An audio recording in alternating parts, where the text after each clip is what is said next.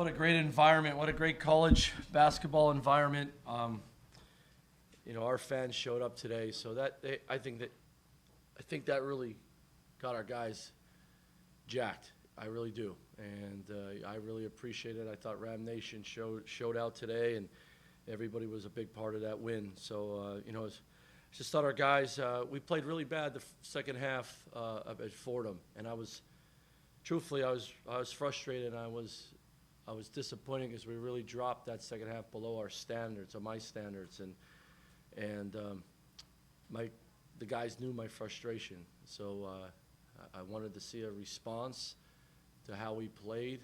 I wanted to see everybody be involved, and the biggest thing I said is it's all about playing for the name on the front, not in the back. We'll take care of the guy in the back, but play for the name on the front. And I thought our guys did that at a high level today. I thought our defense showed up, and I thought the young three freshmen gave us great minutes today at this time of the year, which is huge. So great win. We've got to move on to the next one. Mike, you didn't even put Mikhail in the game until Vince picked up his score. And then the next thing you look up, he's got 11 points and 7 boards in 11 minutes. I should have put him in the first half, shouldn't I? Yeah, thanks for reminding me. I'm sure he'll remind me tomorrow, too. Couldn't you have expected that kind of production? Well, especially playing them and guarding them. Vince has played against them for 4 years now, so there's familiarity there, and we thought if we could extend some of his minutes, it would help. And I just said at halftime to Mikhail, I said, just be ready.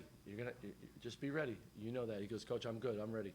And he sure was. So, everyone's driving home right now saying, why didn't Rhoades play him in the first half? He would have a career high, but just super proud of him. He's growing. He's maturing like some other guys, and man, that's what a program and a team's all about.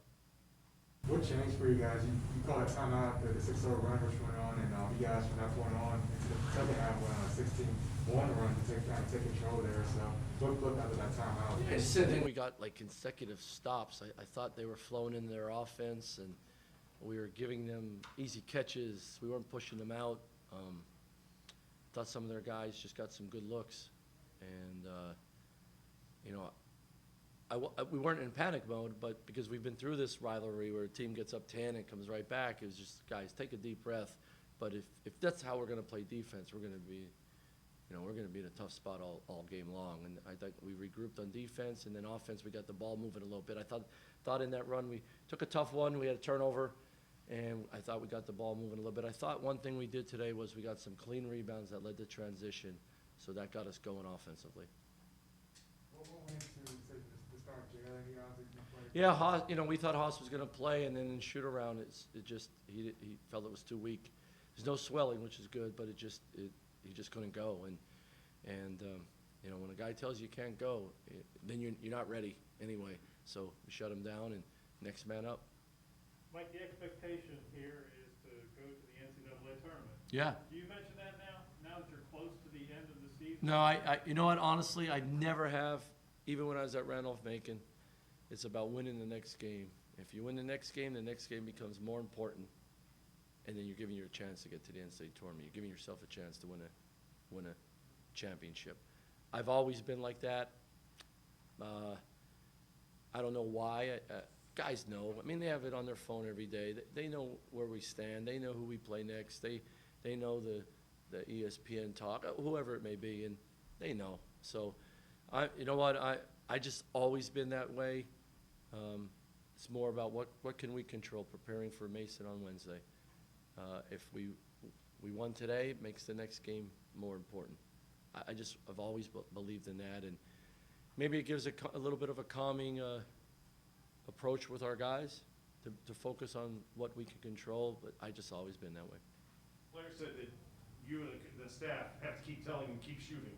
Like in the first half when shots aren't falling and, you got to be the one to cheerlead and tell them keep shooting. Never up, never in. I mean, you can't win if you don't shoot. And so I've green light mentality, without a doubt. Put your time in on your game. Here's where we're going to get you shots, work on them, and then when the game comes, you're not making everyone. I'm okay with that. Don't look over your shoulder to me if you miss one. You're not coming out.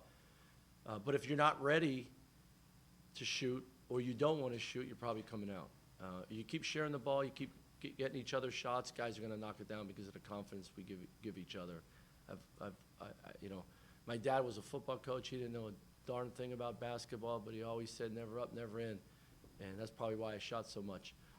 But I've always believed in that mentality. Guys with a clear mind, guys that aren't worried about missing, make more shots. Even if he wasn't 100%, just having Key come back in the second half when you guys thought you weren't going to have him at all, what kind of a lift was that for That's a everybody? senior, man. That's a senior knowing what time of the year it is, right? And he's been super all year long, and we've always had some seniors step up at VCU, and people talk about him. Everyone's talking about him, but it's just all about it. I just want to help the team coach. I can help. I'm good. And he sure was. What was the issue? He twisted his knee, so a little bone bruise, but nothing structural, and he'll be in the training room tonight and tomorrow. On the opposite end of that, Coach, there, you know, Key and Vince not on the floor at the second half. A lot of freshmen out there. Kind of speak to, you know, kind of what that looks like for the future. Yeah, look, you guys know I play a lot of guys. It's an Army approach, so if somebody goes down, the next man up. And then when you have to count on guys this time of year, like Mikhail and Nick and JJ, and they've played minutes. They've played meaningful minutes, so they're not, you know, they're not wide-eyed, and they're not nervous. They've been battling, and they're playing meaningful minutes all year long. So when you have a game like this, and they gotta step up even more, they're ready to do that, and that's just how we do it. Did you really tell Ace you were going to beat him up? Oh yeah, I told him I was gonna call his mom and get her to sign the corporal punishment. Can I say that, Mac? And Nina would sign it. So you know, I love coaching him. I mean, he's my type of point guard. But man, he puts his hands in the cookie jar way too much. But, and you know, it's... So what we do, it's how we play. But Right. but you gotta pick your spots. And he's still a sophomore. Really, he's still a freshman if you think about it, right? You know, he's a COVID freshman, whatever you want to call it. But he's getting better and better, and he's just going to continue to learn the game and hold himself accountable. And you want him out there with not many fouls late in the game. Have you seen Vince mature into a guy who's kind of, you know, enjoys the big moments, performs in the big moments? He had the big three at Richmond to win that game. They had the big three in the first half. Yeah. Big momentum swing. So how have you seen him kind of grow to that point where he's performing these moments? You know, I've coached for a while now, and he is one of the top guys that I've coached that he's matured every year, the right way, matured on and off the court. You know, he's very young for his age, for his grade, right? But he just continued to improve himself and develop himself on and off the court, the way he communicates with everybody. That's why you go to college. That's why you try to play a college sport, and he's developed so many different ways that just super proud of him. But what he's also developed is his game, and you can't leave him open. And he can dribble, shoot, and pass at a high level. He can guard multiple positions, and he has a great feel. But he's developed every year, and he's matured as a young man. And I mean, he's a really good player now, but I can't wait to see him when he's 24, 25, 26. That's going to be scary too. Is his son kind of day-to-day moving forward? He better be.